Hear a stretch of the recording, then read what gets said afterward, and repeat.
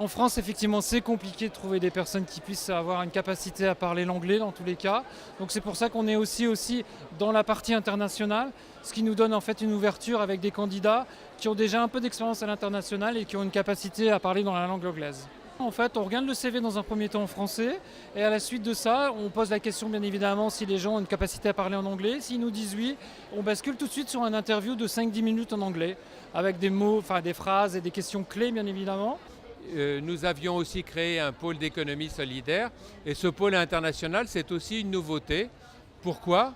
Parce que d'abord, il y a des jeunes qui peuvent être, ou des moins jeunes, qui peuvent être tentés par une carrière internationale. Ensuite, parce que dans des pays comme les pays asiatiques ou l'Amérique latine, ceux qu'on appelle les pays émergents, il y a des possibilités d'emploi qui sont nombreuses dans les entreprises françaises qui sont très présentes.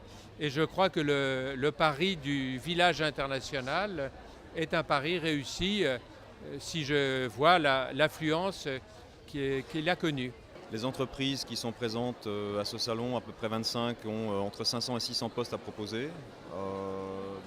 Elles sont plutôt satisfaites des candidats qu'elles reçoivent jusqu'à présent. Certaines entreprises ont collecté jusqu'à 150 CV rien que sur la journée d'hier. Ça donne une idée des résultats de ce salon.